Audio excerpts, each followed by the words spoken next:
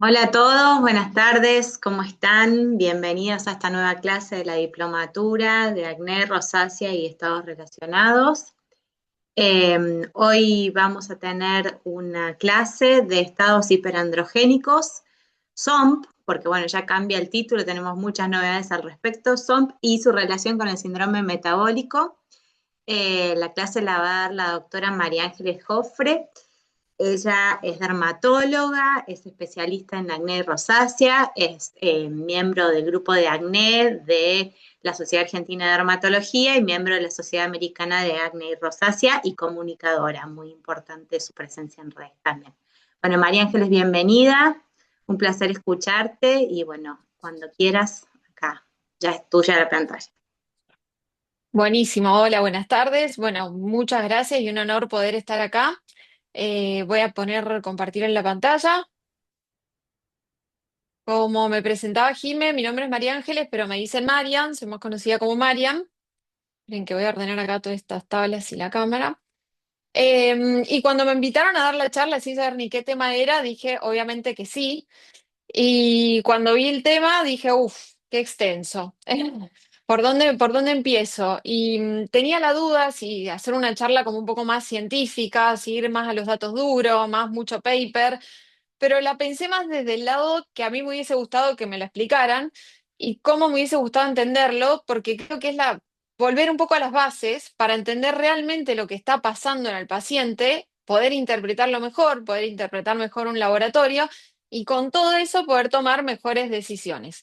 La charla se basa en estados hiperandrogénicos, lo cual van a ver ahora que son un montón de estados y enfermedades y síndromes sobre puntualizando un poco en el síndrome ovárico metabólico poliendocrino o también síndrome ovario poliquístico, porque tenemos un tiempito para seguir nombrándolo así, y su relación de todos estos estados con el síndrome metabólico.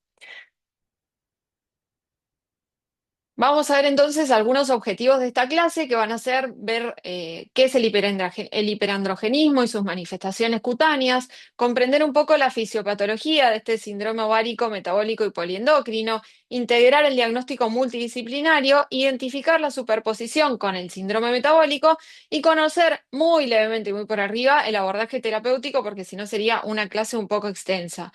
Y no lo puse acá, pero estén un poco atentos porque al final les voy a hacer unas preguntas, vamos a hacer una especie de un juego donde van a tener que abrir el micrófono y responder cuál va a ser la respuesta correcta.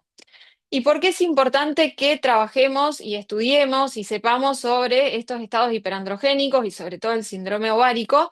Porque 5 a 10% de las mujeres en edad reproductiva son afectadas por este síndrome ovárico, poliquístico o metabólico y polendocrino, porque 70% de los casos de hiperandrogenismo se deben a este síndrome ovárico, metabólico y polendocrino, porque 50 a 70% de estos pacientes presentan insulinoresistencia y porque estos pacientes tienen de 2 a 3 veces más riesgo de tener un síndrome metabólico que la población general.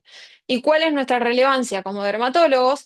Que el 80% de las mujeres con hiperandrogenismo va a presentar manifestaciones cutáneas como primer signo clínico. Por lo tanto, los dermatólogos podemos ser frecuentemente los primeros especialistas que vamos a detectar estos síndromes subyacentes. Y como ven, si vamos un poco a la clasificación de los estados hiperandrogénicos, me gustó esta clasificación que es en base al origen del exceso de estos andrógenos y podemos ver a simple vista 13, 9, 12, 15 causas, incluso hay más. Pero vamos a repasar un poco las más frecuentes o las que podemos llegar a ver en consultorio, porque las menos frecuentes son las que vamos a tener que ir a buscar siempre y repasar un poco en la bibliografía. Y encontramos así, llevándose casi el 80% de las causas, el síndrome ovárico poliquístico o metabólico y poliendocrino. Luego le sigue la hiperplasia suprarrenal congénita no clásica. También puede haber un aumento de la alfa-5 reductasa en la piel, hiperprolactinemia, consumo de anabólicos o testosterona exógena y sobre todo tener siempre la alerta de los tumores, entre otras causas de estos estados hiperandrogénicos. ¿Por qué entonces somos claves? Por estas manifestaciones que decíamos tanto en piel como pelo. El acné, la alopecia androgenética femenina, hiperseborrea, hirsutismo, acantosis nigricans, cuando tenemos el síndrome metabólico también, foliculitis, son algunos de los signos que vamos a ver en la piel. Y vamos a empezar entonces con este síndrome metabólico, con este síndrome ovárico metabólico y poliendocrino. Lo dije tantas veces cuando hacía en la clase que cuando lo repiten es medio como un trabalenguas. Pero bueno. ¿Por qué se cambió de nombre? Es la nueva nomenclatura que se le dio al SOP. Y esto viene de un consenso global, multietapa. Fue un proceso que se obtuvo en base a un método Delphi modificado, que es uno de los que más se usa y más prestigiosos para estos consensos. Duró 18 meses formales, pero en realidad se basaron en encuestas previas desde 2017. Fue un proceso multietapa, tuvo 5 etapas y incluyó a 56 organizaciones que participaron en el mismo. Hubo más de 14.000 respuestas en encuestas formales y es tan importante porque afecta a miles y miles de personas en el mundo y algo que no es menor, que 70% incluso permanecen sin diagnóstico. Y esto se debe en gran parte a que el nombre estaba categorizando mal esta enfermedad, no se estudiaba bien y muchas pacientes permanecían en el limbo. Entonces, ¿por qué generaba problemas este nombre, el de ovario poliquístico? Porque era inexacto por un lado, ya que no hay quistes en el ovario, se nombra mucho lo poliquístico, pero en realidad no hay quistes, sino que hay folículos centrales, que vamos a ver un poco del proceso de foliculogénesis, con una disfunción folicular. No son realmente quistes, lo que pasa que en la ecografía pueden simular quistes, entonces es como el término que llevamos pasando de generación en generación. El nombre además era incompleto porque reducía una enfermedad sistémica, poliendocrina y metabólica a un solo órgano, ignorando el hígado, las glándulas suprarrenales, el metabolismo de la glucosa, los lípidos, la grasa corporal, y además podía ser estigmatizante, ya que el foco reproductivo genera impacto psicosocial en varias culturas en donde se vincula la fertilidad al valor de la persona, causando angustia con el nombre del mismo. Bueno, y este es entonces el nuevo nombre del síndrome ovárico poliquístico, que es síndrome ovárico metabólico y poliendocrino. Poliendocrino tuvo 81% de apoyo y se debe a que hay múltiples alteraciones endocrino en simultáneo y además mantiene una similitud fonética que facilita un poco este tiempo de transición hacia el nuevo nombre. Metabólico, donde hubo un 76% de apoyo, un poco menor, pero que no deja de ser importante, ya que la resistencia a la insulina está presente en el 85% de los casos, incluso hasta un 75% de las personas que tienen un peso normal. Y la diabetes tipo 2, el hígado graso no alcohólico, la dislipemia, el riesgo cardiovascular, esto es muy importante de destacar porque no son inherentes a la porque son inherentes a la enfermedad y no hay que verlo como una complicación como lo veíamos antes. Y ovárico es el que tuvo el menos porcentaje de apoyo, aunque tampoco deja de ser importante un 70%, porque sí hay una disfunción ovárica definitoria con una foliculogénesis alterada, una antimoleriana elevada, hiperandrogenismo tecal, y lo que sí llegaron al consenso es que es mucho más que ovulatorio y que abarca una función endocrina y parácrina del órgano, mucho más allá de la menstruación. ¿Qué es lo importante que va a pasar de acá y esta transición que se planifica 3 años, que durante este tiempo son aceptados tanto SOP como SOMP en publicaciones y tanto en la práctica clínica? Así que no está mal que lo nombremos por cualquiera de los dos nombres hasta 2028, pero para ir familiarizándose está bueno que ya empecemos a nombrarlo con el nombre nuevo. Bueno, ¿y qué es lo que pasa? Vamos a empezar entonces con este síndrome. ¿Qué es lo que pasa con este hiperandrogenismo? ¿Por qué sucede y cuál es toda la fisiopatogenia? Y sabemos que el síndrome ovárico metabólico poliendocrino no es una enfermedad de un solo eje, sino que es la convergencia de múltiples disfunciones endocrinas que se retroalimentan entre sí, formando este círculo vicioso que se va a generar entre estos ejes que ahora vamos a ver. Entenderlo de esta manera, a mí por lo menos, me ayudó mucho a cómo abordar clínicamente al paciente. Vamos a empezar entonces por el eje número 1, el neuroendocrino, que es el punto de partida o el más estudiado también. En este eje tenemos una alteración en la pulsatilidad de la GnRH u hormona liberadora de corticotropinas hipotalámicas, donde los pulsos de GnRH son más rápidos y de mayor amplitud. Esto va a favorecer la síntesis de LH sobre FSH en la hipófisis. Por lo tanto, el cociente de LH-FSH, que normalmente cuando pedimos el análisis tiene que ser 1:1, va a ser mayor a 2:1 en la mayoría de los casos. ¿Qué pasa con esta hiperproducción de LH? Va a estimular a las células de la teca ovárica, ya vamos a ir a repasar un poco los folículos, que van a producir un exceso de andrógenos, es decir, androstenediona y testosterona. Y la FSH, que va a quedar relativamente deficiente, no puede convertir todos esos andrógenos en estradiol correctamente. Por lo tanto, el resultado final de esta alteración o este desbalance entre LH y FSH es que tenemos una foliculogénesis detenida con acumulación de pequeños folículos de morfología poliquística en la ecografía. Entonces, volvamos un poco a la embriología, donde tenemos el proceso de esta foliculogénesis, donde está el folículo primordial, primario, secundario y finalmente la antral. Esto ocurriría en un ciclo normal de una persona. Pero si vemos en el folículo secundario ya tenemos el ovocito rodeado de estas células celestes, que son las células de la granulosa, que están en multicapa, las cuales generan una membrana basal que lo va a aislar plenamente al ovocito del resto del organismo. Y inmediatamente después de la membrana basal, que se ve muy suavecita y en rosa, están las células de la teca, que las células de la teca provienen del estroma del ovario y quedan alrededor del ovocito. Ahora, teniendo esta anatomía en mente, vamos a ver lo más figurativo. Tenemos entonces, ¿ven el mouse que lo muevo? Sí. Tenemos la célula de la teca, que va a estar acá más marroncita, donde tiene receptores para LH, y la LH va a estimular la esteroidogénesis, es decir, la producción de andrógenos a través de colesterol, y como va a estar aumentada, va a haber mucho andrógeno. Ahora, las células de la granulosa, que también tienen receptores para LH, sí tienen, a diferencia de las de la teca, receptores para FSH. Y la FSH lo que va a hacer a través de un proceso enzimático es hacer que todos esos andrógenos vayan a estrógenos.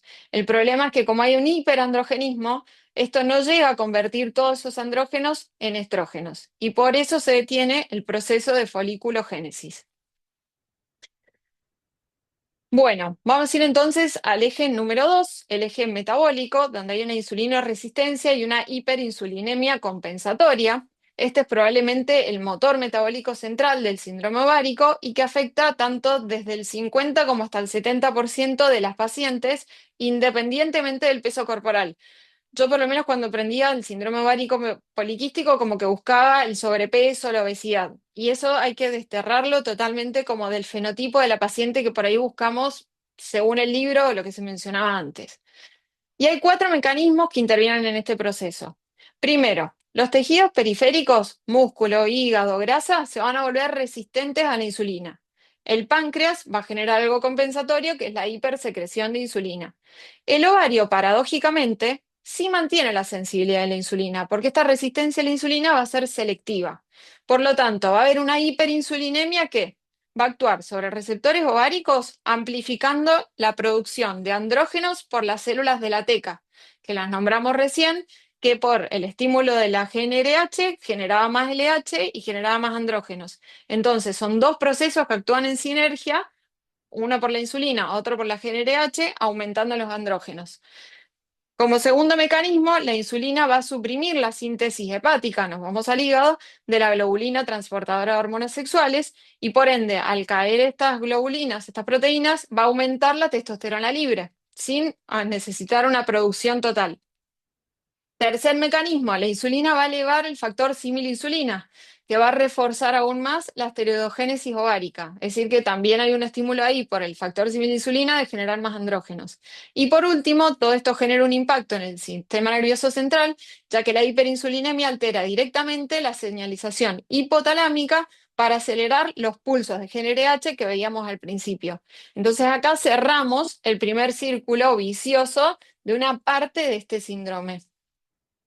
Y por último vamos a ver el eje número 3, donde vemos una disfunción del tejido adiposo y una inflamación crónica de bajo grado. Esto también por ahí lo de la inflamación crónica es de las últimas cosas que se está hablando o adhiriendo a este síndrome, donde el tejido adiposo en el síndrome ovárico no va a ser un depósito pasivo, sino que va a ser un órgano endocrino disfuncional. Hay una adipogénesis alterada, donde los adipocitos se hipertrofian y reclutan macrófagos, generando una inflamación primero estromal, y hay alteración en las adipoquinas. Hay disminución de la adiponectina, que recordemos que la adiponectina es una hormona protectora que se produce por el tejido adiposo, que es lo que hace, aumenta la sensibilidad a la insulina y reduce la inflamación. Funciona como un freno metabólico, entonces a mayor adiponectina, mejor responde el cuerpo a la insulina, pero en este caso la tenemos baja. Hay mayor leptina, hay mayor resistina, mayor cantidad de NF-alfa e interleuquina 6.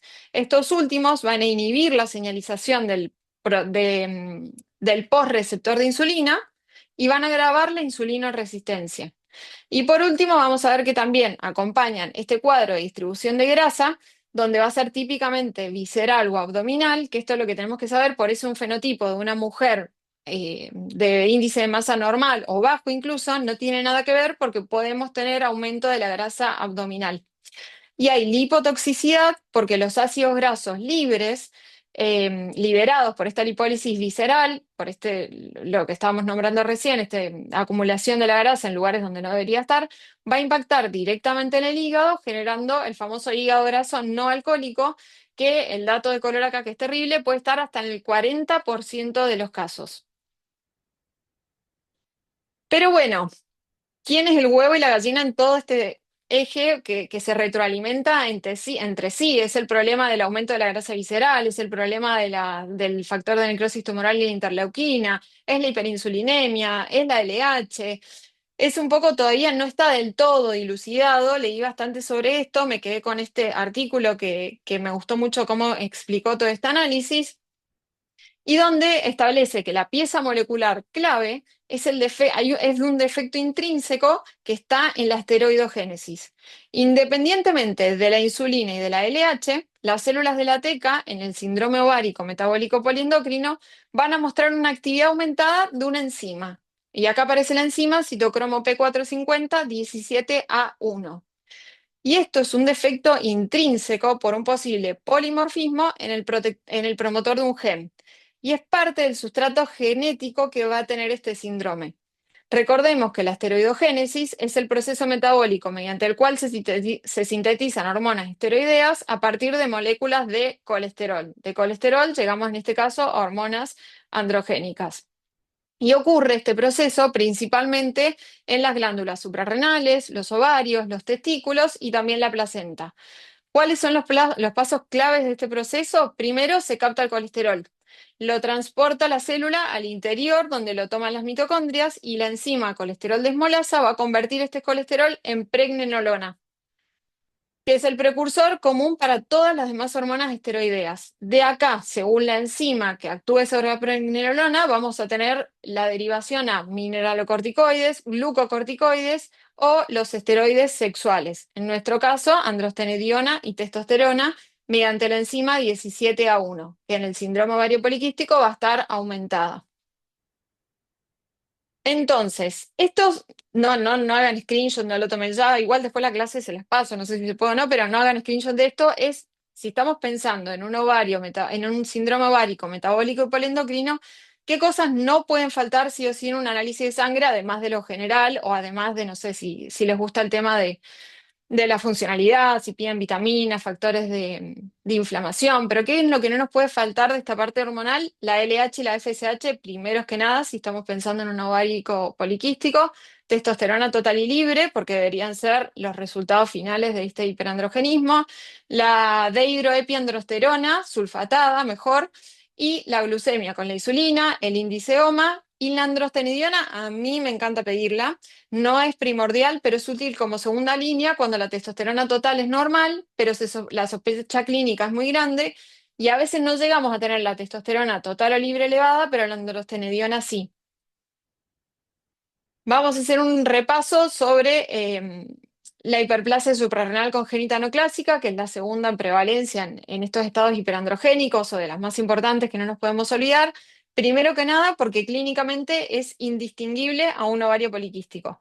Y las dos condiciones van a compartir algo. Ambas son problemas en la generación de hormonas en la cadena de la esteroidogénesis, pero los diferencia la enzima que está fallando. Como vimos en el síndrome ovárico metabólico y polendocrino, la enzima que está hiperactiva era la 17A1, que se encuentra no solo en el ovario, sino también en la glándula suprarrenal. Y por eso es muy importante pedir la dehidroepiandrosterona y también la testosterona, porque nos va a hablar de este componente adrenal. Pero en la hiperplasia suprarrenal no clásica o tardía, como era llamada anteriormente, el problema es otra enzima. Acá tenemos problemas con la 21-hidroxilasa o 21A2. En este caso no se trata de una hiperactividad enzimática, sino que por todo lo contrario, esta enzima es deficiente o tiene una acción subóptima. Como la 21-hidroxilasa va a funcionar poco, su sustrato, que es la 17-hidroxiprogesterona, se va a acumular. Y ese exceso de precursor se va a desviar a una vía que sí está funcionando, que va a ser la de la 17-20 liasa, que es parte de la acción de la 17A1 que vimos recién. Nada más que en este momento, en esta enfermedad, está actuando bien y que va a convertir a la 17-hidroxiprogesterona en androstenediona y de ahí a testosterona. Es importante destacar que este déficit funcional de esta enzima, de la 21A2, es parcial y que no se frena la esteroidogénesis, sino que se redirige. Entonces, todo lo que no puede ir para una vía se va a ir a la otra. Pero, como dijimos que tiene una actividad enzimática residual, del 20-50% se va a generar cortisol, pero de manera subóptima. Y el que se va a enterar de que el cortisol se está generando, pero de manera subóptima, va a ser el eje hipotálamo hipofisario suprarrenal, que lo detecta y va a compensar esto con un aumento crónico de ACTH, que va a terminar haciendo generar más 17-hidroxiprogesterona. Y este aumento es leve, pero sostenido. Y esta ACTH elevada va a ser la que va a estimular de forma constante la esteroidogénesis suprarrenal global, amplificando aún más la acumulación de 17-hidroxiprogesterona y la derivación hacia andrógenos. Entonces acá también tenemos un círculo vicioso. Y esto es clave para entenderlo nosotros como dermatólogos, porque si tenemos una hiperplasia suprarrenal congénita no clásica, no va a responder nunca bien el cuadro si lo estamos tratando, por ejemplo, solo con espironolactona. ¿Por qué? Porque el estímulo que va a disparar la producción de estos andrógenos va a estar asociado a este aumento de ACTH. Y si no frenamos esta señal, no vamos a frenar nunca esta cascada del todo. Entonces, ¿cuándo tenemos que sospechar esta hiperplasia suprarrenal? Cuando el inicio es de bastante jóvenes, inicio prepuberal, cuando hay historia familiar, porque es una enfermedad autosómica recesiva, el origen étnico, aunque no lo crean, etnias como judías, hispanas, italianas, eslavas o mediterráneas pueden tener hasta un 5% de prevalencia, siendo mucho mayor que el síndrome de Cushing o el de Turner. Cuando la 17-hidroxiprogesterona basal es mayor a 2 nanogramos por mililitros, hay que como abrir el ojo que esto puede no venir del ovario y sí de la glándula suprarrenal. Y también cuando no responden a los tratamientos convencionales. Si volvemos rápidamente pensando en un laboratorio que no nos puede faltar si estamos pensando en esta condición, es que la 17-hidroxiprogesterona no puede faltar. Yo no sé si les pasa a ustedes o no, pero a veces vienen con un posible estudio de un ovario poliquístico y vienen con análisis de sangre de ginecólogos y no sé por qué, pero no le incluyen prácticamente nunca. Ahora, si clínicamente son iguales, y yo no puedo descartar clínicamente si es más un ovario poliquístico o una hiperplasia suprarrenal congénita no clásica, la de 17-hidroxi debería estar. Y después, bueno, ya continuar en el caso de dar positivo con el test de ACTH, el tratamiento multidisciplinario con endocrinólogos y avanzar con eso. No me quiero detener mucho acá para no demorar mucho la clase, pero bueno, es un cuadro que lo vamos a ver enseguida con otra condición para ir comparando un poco qué prevalece ya con un análisis de sangre, la clínica encima, por qué puede ser más una o la otra para definir los tratamientos.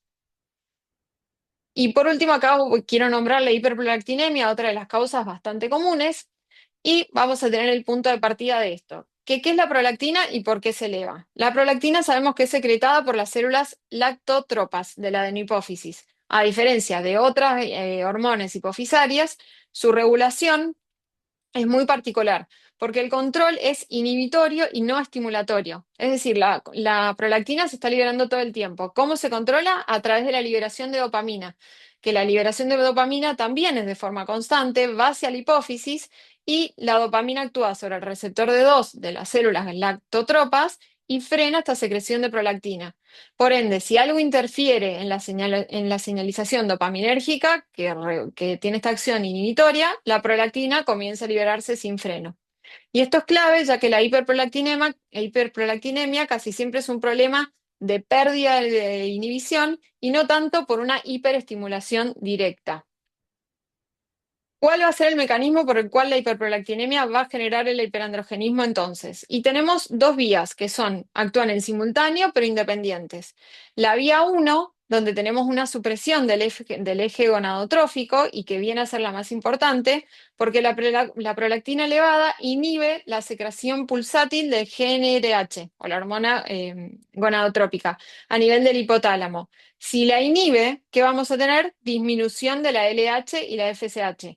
Sin LH adecuada, el ovario no puede generar suficiente estradiol ni progesterona. El resultado clínico va a ser la anovulación, la oligomenorrea o la menorrea. Es muy característico cuando preguntamos en estos síndromes hiperandrogénicos, o no puede faltar nunca la pregunta, ¿cómo es tu ciclo menstrual? Y ojo acá porque muchas veces les dicen, sí, soy regular. Y yo siempre les digo, ¿cómo son tus menstruaciones? ¿Te viene todos los meses? Sí, sí, soy re regular. ¿Y ciclos cada cuánto? No, a veces 30, a veces 35, a veces 40. O sea, por ahí toman la regularidad como que les viene, pero no regularmente cada 28, 30 días, 32 días. Entonces siempre indagar un poquito ahí. Similar a lo que vimos en el ovario poliquístico, este tema de la menorrea las alteraciones en el ciclo menstrual, pero por un mecanismo totalmente opuesto, porque acá la LH está baja. Entonces ya tenemos un mecanismo bastante diferencial a nivel del laboratorio. Y la vía 2 se da por un estímulo directo sobre la esteroidogénesis, pero esta vez suprarrenal, donde la prolactina tiene receptores funcionales en la corteza suprarrenal que estimulan directamente la producción de dehidroepiandrosterona sulfatada y no sulfatada en la zona reticular. Y este efecto es totalmente independiente del eje hipofisario gonadal. Ocurre aunque la LH y la FSH estén bajas, o sea, todo lo contrario al ovario poliquístico. Es la explicación de por qué una paciente con prolactina alta puede tener hirsutismo y acné a pesar de tener anovulación o con bajo estímulo ovárico. Lo paradójico y lo que más me gusta por ahí remarcar en esto es que la hiperprolactinemia genera un cuadro híbrido, porque tenemos anovulación por el eje ovárico suprimido, pero hiperandrogenismo por este estímulo adrenal directo. Si vamos a las causas de la hiperprolactinemia, tenemos que destacar siempre el prolactinoma, que es un adenoma hipofisiario secretor de prolactina, que es la causa endógena patológica más frecuente cuando hablamos de hiperprolactinemia, pero también tenemos otras causas como fármacos. Muy frecuente acá me pasa mucho con el tema de los antidepresivos, ojo también los antipsicóticos, por ahí lo maneja el psiquiatra, se los cambian y la prolactina baja sola. Hipotiroidismo, que puede simular también un hiperandrogenismo a través del aumento de la TSH y la TRH, embarazo, entre otros. ¿Y por qué el prolactinoma es tan importante? Porque es la causa que tenemos que tener en mente siempre, ya que es una entidad que nos cambia totalmente el algoritmo diagnóstico y el tratamiento. Requiere la resonancia para ver la cisma turca y en la mayoría de los casos también los tratamientos con agonistas dopaminérgicos para actuar frenando el exceso de prolactina. Recordemos que además de los signos de hiperandrogenismo que podemos ver en la piel o el pelo, estos pacientes pueden cursar con galactorrea, que muchas veces los pacientes ni siquiera lo nombran porque por ahí no lo relacionan, o muchas veces porque les da vergüenza mencionarlo. Y también indaguen sobre cefaleas o alteraciones visuales por el efecto masa que puede haber en el quiasma óptico. Y acá sí podemos repasar un poquito las diferencias en el laboratorio que podemos encontrar en estos pacientes. Recordemos entonces LH-FSH, en el síndrome ovárico metabólico y polendocrino, la LH va a estar muy sobrelevada a comparación de la FSH. En la hiperplasia suprarrenal congénita pueden ser normales y en la hiperprolactinemia van a estar disminuidas. La prolactina en los dos primeros condiciones que vimos va a estar normal y en la última siempre tiene que estar elevada, si no, no sería nunca una hiperprolactinemia. La 17-hidroxiprogesterona en el ovario poliquístico la vamos a ver normal o levemente aumentada, pero en la hiperplasia suprarrenal tiene que estar muy elevada, mientras que en la hiperprolactinemia puede darnos normal. La dehidroepiandrosterona va a estar aumentada en ambos casos, pero en el ovario poliquístico los valores van a ser un poco más altos. Y en la hiperprolactinemia también va a estar aumentada por la segunda vía que vimos que actuaba sobre la parte adrenal. Testosterona libre puede estar aumentada en todas y la insulina, lo más probable es que en el síndrome ovario poliquístico, como nombramos, puede afectar hasta el 70% de los casos, puede haber alguna alteración metabólica, en la hiperplasia suprarrenal no siempre, y en la hiperprolactinemia, si se sostiene este hiperandrogenismo en el tiempo, también puede dar alteraciones. Estudios confirmatorios, por ahí en el ovario poliquístico vamos con la ecografía, en la hiperplasia suprarrenal con el test de la CTH, y en la hiperprolactinemia no nos podría faltar la resonancia magnética nuclear.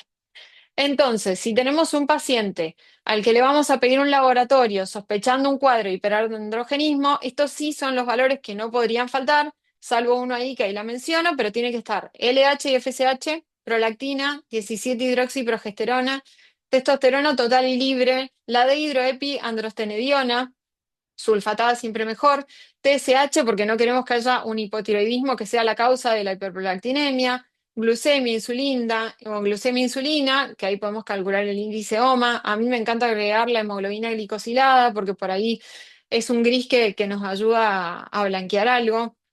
La androstenediona, como les decía, es opcional. A mí me gusta pedirla porque tiene mucha sensibilidad. La globulina ligadora de andrógenos para ver si está baja o no, que esto va a estar relacionado a la insulina. El perfil lipídico, metabólico, cortisol y ACTH. Cortisol lo podemos ver desde el lado de medir un poco el estrés de los pacientes para descartar un Cushing o también para ver si está bajo porque estamos liberando mucha ACTH por la hiperplasia suprarrenal que está en valores subóptimos. Y la ACTH que nos va a orientar un poco en esto de si es periférico, central o viene más de la glándula adrenal. ¿Y cuál es la relación de todos estos estados? Vamos a tener el ovario metabólico poliendocrino porque es el de más porcentaje, el más causante de todo esto, con el síndrome metabólico que del 50 al 70% de estos pacientes tienen algún criterio de síndrome metabólico, de los cuales pueden ser una circunferencia de cintura elevada, que indica un exceso de grasa alrededor de los órganos internos, lo que eleva el riesgo de padecer diabetes tipo 2, hipertensión, problemas cardiovasculares, que tiene que ser mayor a 88 centímetros, hipertrigliceridemia, que es muy frecuente de ver, HDL bajo, lo tomamos cuando es menor a 50, hipertensión y glucemia elevada en ayunas. Vimos entonces un poco de toda la fisiopatología, no quiero aburrir con esto. ¿Qué vamos a ver en la piel en el síndrome metabólico? La acantosis nigricans por hiperkeratosis e hiperpigmentación en pliegues, mediado por el factor similinsulina. La insulina que actúan sobre queratinocitos y generan esta hiperproliferación de los mismos, sobre todo en nuca, axila, ingles, región submamarias, y es un predictor importante de diabetes mellitus 2. Acrocordones, que se asocia mucho con insulina resistencia, de localización similar a la acantosis nigricans. Y hay un estudio que habla que si hay más de tres, sugiere un screening metabólico. Yo por ahí también pregunto si en la familia los tienen. Por ahí puede ser medio como exagerado, más de tres, pero sí preguntar, ¿los tenías? ¿Aparecieron en el último tiempo? ¿Sufriste algún aumento de peso en este último tiempo? Y si hay una relación ahí más concomitante entre todo, bueno, puede estar más asociado. Y santomas y santelasmas, que si uno estudia esto aparte, los santomas, te dice que la mayoría de los síntomas no están asociados a hipercolesterolemia. Pero bueno, están nombrados en el síndrome metabólico asociado a hiperandrogenismo. Entonces, ¿por qué es importante que sepamos sobre todas estas condiciones y la interrelación que hay en todos estos síndromes y condiciones de salud? Porque todos estos pacientes tienen 5 a 10 veces más probabilidad de tener diabetes mellitus tipo 2. Porque estos pacientes tienen 2 a 3 veces más probabilidad de tener enfermedades vasculares, cardiovasculares. Y porque 30-50% pueden tener hígado graso no alcohólico. Son personas que tienen hasta 30% más probabilidades de tener apneas del sueño, porque los andrógenos afectan el tono muscular de la vía aérea. 3 veces más de tener cáncer de endometrio por la anovulación crónica y esta exposición a estrógenos sin la oposición de los andrógenos, y 3 a 4 veces más probabilidades de tener depresión. El abordaje terapéutico es bastante extenso y acá es donde digo que tiene que ser multidisciplinario y no solo involucrar los cambios de vida, hay que ver si hay que tratar el hiperandrogenismo, la resistencia a la insulina, ambas cosas, y por eso necesitamos del trabajo multidisciplinario con ginecólogos, nutricionistas, endocrinólogos y profesionales de la salud mental. Si indagan un poco en el interrogatorio, es muy frecuente encontrar estados de trastornos de ansiedad, depresión, disminución de la calidad de vida, mucha poca autovalidación, este tema de la imagen corporal, no están conformes con la imagen corporal.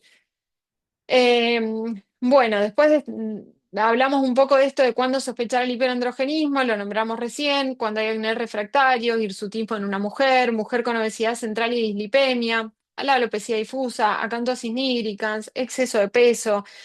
Y el acné que reaparece al suspender los anticonceptivos, depende también qué tipo de acné, si aparece muy abrupto, si no, a veces después de suspender el anticonceptivo, hay pacientes que quedan en amenorrea por meses, incluso hasta años, hay algunas que recuperan el ciclo muy rápido, ir viendo también no solo cuándo aparece el acné, sino qué va pasando con ese ciclo menstrual. Mensajes claves para recordar son: la piel, tenemos que saber que es la primer pantalla del hiperandrogenismo y el dermatólogo puede hacer el diagnóstico antes que cualquier otro especialista, de acá nuestra importancia. El síndrome ovárico metabólico poliendocrino y el síndrome metabólico van a compartir el mismo nexo, que es la insulinoresistencia, y tratarla mejora tanto la piel como el riesgo cardiometabólico. Ante un acné refractario, alopecia femenina o hirsutismo, pedir siempre este laboratorio androgénico básico y un screening metabólico. El trabajo en red con endocrinología y ginecología ya no es opcional, sino que es el estándar de atención para una enfermedad sistémica. Acá es muy importante tratar de hacer red. Sé que hoy es difícil porque por ahí capaz que a uno lo van a ver de forma particular y otro buscan por cartilla. Entonces por ahí es medio difícil tener el ida y vuelta. Yo tengo mi equipo medio armado a quienes les derivo, y puedo hablar por el WhatsApp, pero a veces no, porque van a los médicos de cartilla, pero bueno, che, yo siempre les pido, le conseguís el mail del médico, me lo das y tengan un ida y vuelta con esos profesionales. Y una alerta como o pauta acá, tener las antenas muy levantadas, testosterona mayor a 200 nanogramos por decilitros o una virilización rápida en contexto de que el paciente no está haciendo terapia de reemplazo hormonal, derivación urgente porque tenemos que descartar un tumor productor de andrógenos. Y saber que el dermatólogo que entiende el hiperandrogenismo no solo va a tratar la piel, sino que va a tratar al paciente de forma integral. Y acá es donde por ahí tenemos que ver que el acné no es solo cuestión de dar antibióticos o salir del brote y decirle, bueno, hasta acá llegaste, no tenés más nada, sino que buscar un poco más en el paciente a ver qué está pasando. Y ahora sí vamos a poner en práctica entonces los conocimientos que adquirimos. Si quieren pueden desmutearse o los que sepan la respuesta se desmutean y participan. Bueno, ¿qué pienso en un cuadro? Muy por arriba, no les estoy dando ningún dato tampoco tan importante. Si tengo LH elevada y una prolactina normal, ¿qué es lo primero que pensarían? Esta está fácil para ponerle expresión.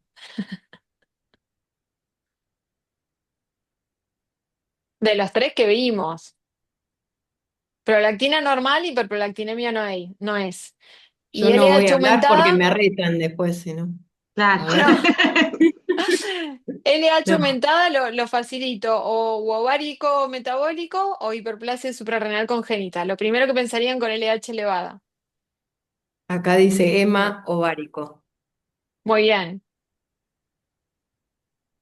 Sí, lo primero que tenemos que pensar con una LH aumentada es el síndrome ovárico metabólico y poliendocrino, porque sería el patrón clásico que esperamos.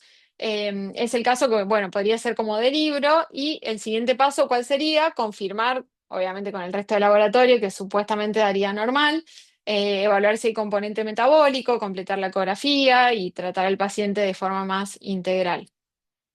Y en este caso, si tenemos una LH normal y una hiperprolactinemia, pueden escribir en el chat también.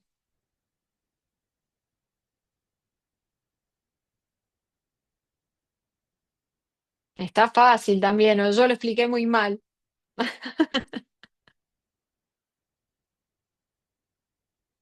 ¿Nadie arriesga? A ver. Hiperprolactinemia. Hiperprolactinemia, dice. Sí, muy bien.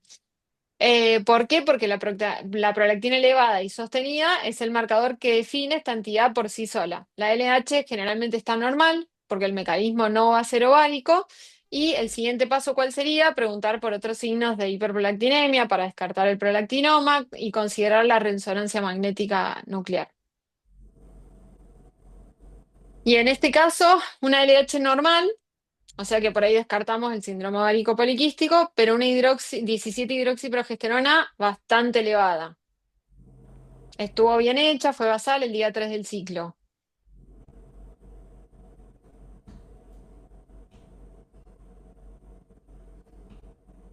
La Ahí el hiperplasia M. suprarrenal, sí, ahí dicen la hiperplasia suprarrenal congénita no clásica, está perfecto. Es el valor de 17-hidroxiprogesterona que no podría hacernos mucho como dudar, aunque hay que ver el resto del análisis de laboratorio. Pero bueno, la LH normal también nos hablaba de que el eje ovárico no era el protagonista, no estaba siendo afectado, y el siguiente paso en este caso habría que confirmar por ahí con el test de ACTH, derivar endocrinología, y cuando es mayor, este dato no lo dije, pero cuando la 17-hidroxiprogesterona es mayor a 10, ya es diagnóstico, después del estímulo con ACTH, es diagnóstico confirmatorio.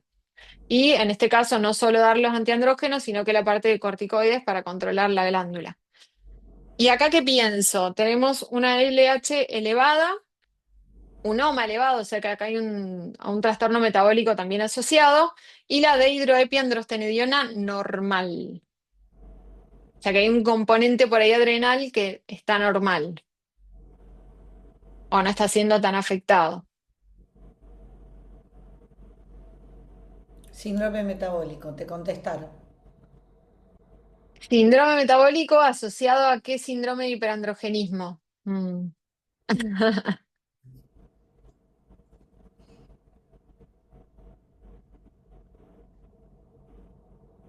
Bueno, acá sería el caso típico de un síndrome ovárico metabólico poliendocrino. Tenemos la LH aumentada con afectación del índice OMA y lo que nos habla de una insulino resistencia. La DEA es normal, por ahí descarta este aporte suprarrenal significativo que decíamos, y acá nos cambia la conducta terapéutica porque el tratamiento por ahí no está solo en dar antiandrógenos, sino que puede jugar un rol importante la metformina, el inositol. Recuerden cuando traten inositol, lo he visto mucho también, los estudios están hechos sobre el mío y el giro inositol juntos. Por ahí hacen preparados o vienen los pacientes con preparados donde meten vitaminas, antioxidantes, un montón de cosas, y ponen mioinositol. Y los estudios es mioinositol y D-giroinositol actuando juntos, que es el famoso metacitol que es de venta libre, que viene en la cajita rosa, ese tiene los dos. Y si van a mandar a preparar, los dos, porque si no, no estarían, no hay estudios sobre el mioinositol solo. Y en este caso, el eje anormal, la prolactina anormal, la 17-hidroxiprogesterona anormal.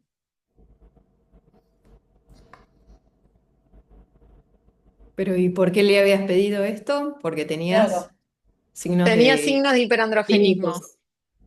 Signos ok. clínicos de hiperandrogenismo.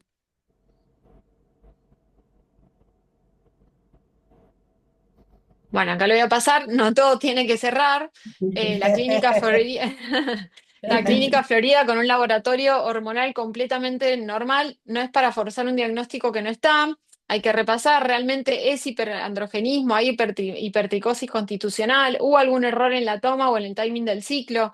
Recordemos que son estudios que hay que pedirlos por algunas hormonas los primeros días del ciclo, ir temprano por la mañana, estar despierto 2 horas antes, ir tranquilos, no tener relaciones sexuales, ningún estímulo sexual 48 horas previas. Y considerar causas iatrogénicas, anabólicos, por ahí no quieren contar que están tomando algo. Mucho el tema de tengan cuidado por ahí con la creatinina o cuando están tomando whey protein, que a veces tienen testosterona para ayudar a generar más masa muscular y no están siempre en el INSI. Y si persiste la duda, se repite el estudio o se deriva para descartar alguna causa tumoral rara que por ahí se nos está pasando y no estamos viendo. Bueno, acá está la bibliografía que usé, más el artículo que vi al principio, y muchas gracias por haber estado escuchando en esta tarde de martes. Quedo atenta si hay dudas o si necesitan encontrarme también para escribirme después. Espero haber sido clara, como decía, quería generar una clase por ahí más dinámica, más didáctica, ir a las bases, que por ahí nos basamos mucho en esos datos científicos y nos falta volver a a esas bases que nunca está de más repasar. Muchas gracias. Muy linda Sí, clase. sí, Muy lindo. Bueno, fue linda. genial, me alegro. Con el nuevo término ya incorporado. Y Marian, te voy preguntando, Sí, eh, viste que no hay, porque mencionaste un poquito cómo lo estudias, pero a ver si, no, si te explayás en la práctica, a ver cómo lo haces. Vieron que no hay un criterio diagnóstico, digamos, universalmente aceptado para insulinoresistencia, porque en realidad el gold standard es una técnica que no se usa en la práctica, solo en la investigación, digamos, es complejo, que sería el clamp euglucémico hiperinsulinémico, que nunca lo vi, o sea, lo haré, no sé, en el No. clínicas. Y entonces, ¿qué deberíamos buscar? Pero no solamente en el laboratorio, sino para que nos quede así más claro, desde como dermatólogos, qué podemos o qué tenemos que detectar en la clínica y qué laboratorio o qué cosas podríamos estudiar en forma complementaria a nuestros pacientes en donde lo sospechamos. sí, vos sabés que quería sumar, tengo casos de hiperplasia suprarrenal congénita no clásica y mucho ovario poliquístico, y quería sumar los casos y no llegué a hacerlo porque a último momento dije, tengo que sumar eso porque le iba a dar mucho valor a la No, clase y está no bien. pude. Sí, Pero todo sí, no hay se puede algo, agregar. sí, hay algo para mí medio como que te lo da mucho la práctica y que a raíz de eso sale la experiencia, que uno medio como que lo olfatea como que algo anda mal, viste, no cierra. Pero bueno, yo paciente que veo con signos de hiperandrogenismo o un poco de sobrepeso, que todavía tengo muy arraigado eso, no es que lo descarto en las otras, pero veo un poco de sobrepeso, charlo mucho de la alimentación, no tienen la alimentación adecuada, donde empiezo como a sumar muchos puntitos. Yo medio que Sí. el análisis lo pido y a veces me dicen, no, tengo menstruaciones regulares, soy re regular. ¿Por qué hay algo estigmatizante en esto? Y muchas veces me dicen, soy re regular y yo desconfío totalmente y lo pido igual, ¿viste? Porque veo acá, veo acá, veo acá y digo, yo quiero descartar. O por ahí el hiperandrogenismo no es tan claro, pero la insulina resistencia sí. Entonces estos valores, y más cuando haces, hace poco hice un curso de medicina funcional que les gusta tener la glucemia basal en personas jóvenes por abajo de 80 e incluso lo querían menos de 75, que una persona joven ya venga con una glucemia basal más de 90, a mí también me hace un poco de ruido. Eh, Sí, entonces es como que voy sumando ahí cositas. No tengo algo claro que te diga, no sé, A más claro. A más Y A, listo. porque Eh, no, lo- es lo que no. hablaba, sí. Claro, claro. Y siempre volver a lo básico que es lo que mencionaste, pero es la clínica, revisarlo. Me ha pasado Sí, pacientes con acnés realmente severos que, claro, le veían el acné, muchas veces ni siquiera de la cara, y muchas veces ni siquiera le sacaban la ropa y hacías así, levantabas los brazos y tenía acantosis nigricans, ¿no? Entonces sí. fundamental siempre también volver a lo de la historia clínica, al examen físico completo. Sí, después, bueno, el tema del hirsutismo, revisar, viste, por ahí la espalda, la Sí, cola. sí, Muchos hacen depilación definitiva, pero bueno, hay zonas por ahí que sí, no lo hacen. O preguntarte, ¿hiciste depilación definitiva? Sí, en todo el cuerpo, te lo hiciste en la cola por casualidad, lo hiciste en la espalda. Por ahí tener esos parámetros que por ahí dicen no depilación, bueno, gano. Después, último, sí. preguntamos si te hiciste ahí porque tenías algún problema. Em, pero bueno, como ir, sí, yo a veces digo, me van a matar los pacientes, pues estoy por ahí 15 20 minutos preguntando, preguntando, preguntando, y la revisación dentro de todo es más rápida. Pero creo que va mucho en esto, de todo esto que hablé en la charla, como buscarlo hablando con el paciente primero. Muy bien. Y en relación a terapias? ¿Tenés experiencia con GLP-1? ¿Tenés experiencia con metformina? Sí, ¿O, no, o algo más, digamos? ¿O en general cómo los manejas, dijiste, en forma mm, multidisciplinaria? Eh, sí. Bueno, generalmente ahí es donde tengo por ahí la pelea con los ginecólogos, que por eso estaría bueno como que, no sé, que hayan paneles de esto en los congresos, de que se inviten ginecólogos y nosotros a los de ellos para integrar un poco más, porque los derivo, porque tienen un síndrome ovárico metabólico poliendocrino acá, y vienen y me dijo, no, me dijo que no tengo nada. ¿Y qué te dijo? No, me dijo que no tengo nada, pero que toma anticonceptivo. Entonces, ¿por qué te dio los anticonceptivos? Y porque me iban a hacer bien, y es como una lucha, ¿viste? Entonces, sí, yo creo que el tratamiento de elección por lejos son los anticonceptivos. A mí me gusta dar, en el caso de ovario poliquístico, se puede empezar con ciproterona, si está todo bien en el paciente, y es solo eso, porque es un poco más rápido, pero saber que no darlo más de 6 meses. Y si no, por ahí anticonceptivos más suaves, siempre combinados, porque si perdemos el efecto del etinilestradiol o el estriol, por ahí no tenemos la ayuda con la globulina transportadora de andrógenos.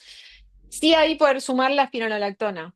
A mí la espironolactona sola, sola no me funciona del todo. O cuando están negadas que no quieren tomar, también pasa mucho eso. No quiero tomar anticonceptivos porque lo ven como, no sé, el diablo porque son hormonas. Y eso creo que también hay que meterlo mucho en la comunicación de que si tenés presión alta te dan antihipertensivos y nadie lo discute. Tenés diabetes y te dijeron tenés que ponerte insulina y nadie lo discute. Pero tenés hiperandrogenismo y hoy se sabe tanto que es importante tratarlo, no es como que no debería ser una elección o no, o sea, siempre es una elección o no, pero creo que no estamos informando bien a los pacientes como para que realmente lo tomen como una elección o no.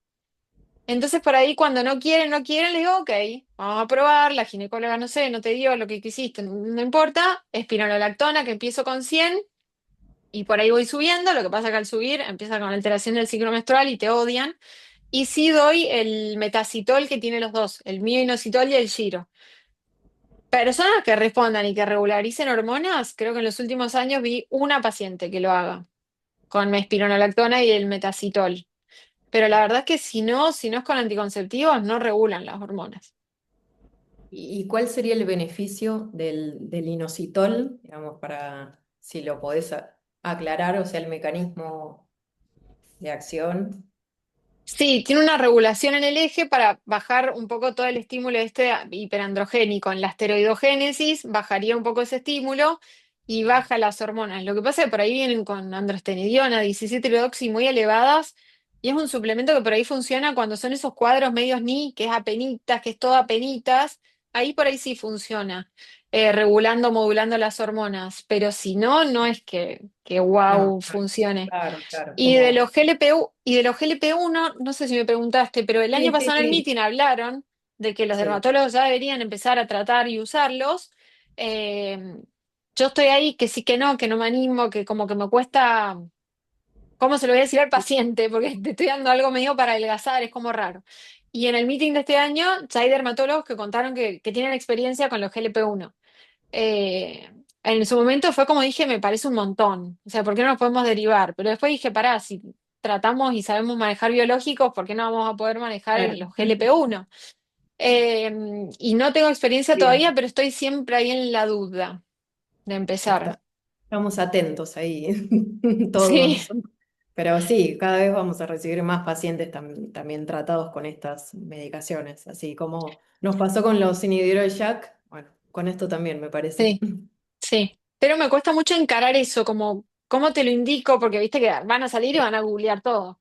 Entonces, por ahí si no Obvio. se lo explicás bien, Ya, así, ¿quién me ya con dio esto con la para ver? inteligencia artificial, a mí me vienen los Claro. pacientes, me dijo esto, ¿por qué no se puede hacer? Bueno, así que Sí, vamos a sí, tener que estar súper actualizados. sí, Bueno, sí, sí.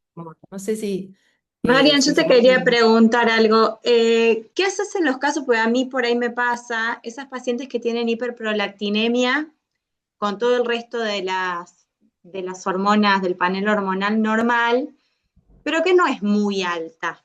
Porque Mm, cuando es alta y uno lo manda al endocrinólogo, el endocrinólogo ya lo estudia bien, pero cuando es, en general a mí lo que me pasa es que a menos que dupliquen la prolactina, quedan ahí en un limbo de nuevo en el que no Sí. pasa nada. Y uno Sí. tiene que de alguna manera dar alguna respuesta en la terapéutica, ¿no? Entonces, ¿cómo te manejas por ahí en esos casos, con esos pacientes? Genial.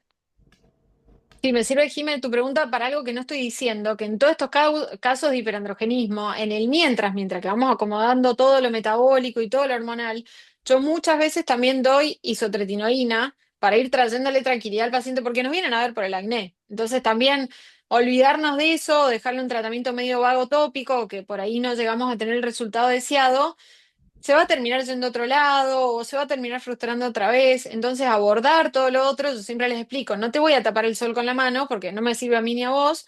Entonces, por ahí doy isotretinoína. Eh, con el hígado graso, ¿no? En bajas dosis, como que lo vas chequeando en base al perfil lipídico, eso se puede ir viendo. Pero eso no lo había dicho y lo quería aclarar. Y en esos casos que me decís vos, Jime, es verdad que el endocrinólogo, si no está por encima de dos, algunos hasta tres veces más, si la resonancia dio normal, si no hay nada más de hiperandrogenismo, por ahí solo acné, no tenemos ningún otro signo de hiperandrogenismo, es verdad que se expecta y no se trata. Y yo cumplo medio ese rol también de estar ahí expectante. Una vez al año repito los estudios para ver si picó o no, salvo que, no sé, a los 6 meses clavo un hiperandrogenismo enorme y quiero repetirlo antes. Pero bueno, como que tengo ahí también el respeto y esa ida y vuelta con el endocrinólogo si él no lo quiere tratar y yo puedo ir tratando el acné en paralelo y tengo respuesta, lo expecto con el endocrinólogo. No me vuelvo loco por ahí por la prolactina, que viste que también es muy lábil, o por ahí lo repiten y le da más baja. Mientras que el resto del análisis va normal y mi paciente va respondiendo, no me vuelvo muy loca por esa hiperprolactinemia que está medio ahí. La tengo en cuenta y se lo vuelvo a repetir mínimo una vez al año. Es como, viste, yo lo tomo como los anticuerpos de tiroides. Hoy te da positivo, pero capaz que mañana no. Entonces, capaz que, no sé, en un tiempo sí se elevó mucho más. A mí me pasa como a vos, Marian, que muchas veces los derivo al endocrinólogo y es como derivarlo a la nada misma. Siempre los rebotan, como que si no se está muriendo, nada. Sí. Lo hablamos en Mm. una clase también, esto, donde yo les decía, ¿a ustedes les pasa que, porque lo mandás con notita, esto, lo otro, y el paciente te viene a consultar por el acné, pero es un paciente con una enfermedad que puede tener algo más allá? No les dan bolilla, es como que, ah, bueno, tiene acné, chao. No, si no se, no sé, si no tiene las hormonas por el cielo, nada. No, Yo no, creo, no, yo es creo que muy pasa mucho, difícil. sí, para mí están como, eh, no es subdiagnosticado, como, No, no me sale la palabra, subestimado, subestimado. subestimado, Para mí está subestimado súper está. subestimado. Sí, Yo estoy que no les expliquen que por ahí está bien, no te da miedo poder tener diabetes, no te da miedo poder tener un infarto a corto plazo. ya, No te explicaron que podés llegar a tener, le digo, vos tenés deseo de maternidad, a veces te dicen que no, a veces no sé. Nadie te explicó que puedes tener un problema de infertilidad grande. No sé cuántas chicas hay hoy con problemas de infertilidad entre 30 y 40 años. Un montón. ¿Cuántas de esas montón, fueron pacientes que nadie las diagnosticó antes, o que les totalmente. dijeron esto, no tenés nada, pero tomá el anticonceptivo, se lo tiraron por la cabeza, después lo tomó un mes, no lo tomó, no siguió. Eh, entonces creo que falta mucha comunicación de sentarse a hablar con el paciente, poner las cartas sobre la mesa, que elija, sí, pero bueno, consciente. Pero no creo que alguien que sepa todos los efectos que puede tener esto, no elija No hacer quiera, tratamiento. claro, Me coincido. da rareza. Entonces, bueno, un poco de, sí, de eso. Pero sí, está súper subestimado, el acné está recontra subestimado por año, creo que ahora lo dice esta diplomatura con la cantidad de gente que se inscribe o en los congresos, en las charlas de acné, que hay gente sentada en el piso, creo que empieza a haber un poco más de importancia y a la gente le empezó a interesar más, pero al principio todos querían ver el melanoma, el tumor, la cosa rara y el acné, bueno, un granito, pum, para que siga que venga el siguiente. Sí, es cierto. Y cada vez aprendemos más y tenemos más Sí, cosas involucradas dentro de lo que es acné, rosácea, comorbilidades, qué sé yo. sí. Todos los días aprendemos algo nuevo y es increíble lo que ha avanzado el Sí, estudio de estas enfermedades, ¿no? Bueno, como tantas otras, por supuesto, pero realmente ha cambiado mucho un estos temas. montón. Y este tema de la inflamación crónica de bajo grado, que ahora la vemos por todos lados y Exacto. nos tocó a nosotros también. Yo ahora tuve un diagnóstico reciente de endometriosis y me puse a leer y otra vez digo, ¡ay, no puede ser! En todos lados. O sea, hoy es mucho más cómo se integra toda la medicina, eh, que me parece genial. Por ahí se hacen las cosas más difíciles si lo querés ver desde el lado de estudio, pero al tratarlo, entenderlo y interpretarlo, me parece que es hasta más fácil. Pero bueno, hay que saber buscar esas herramientas y ver al paciente y charlarlo, pero bueno, es ver pacientes, ver pacientes, creo que eso te da mucho. Obvio. Bueno, no sé, estamos en tiempo. Buenísimo estuvo. Muchísimas gracias, Marian. Que No, Gracias, por estemos favor, Sonia. gracias por convocarme. Espero que sirva. Estuvo buenísima. Bueno, genial, me alegro. Bueno, nos vemos Chau la Que a esté muy próxima. todos. bien. Buena Gracias. semana. Chau, chau.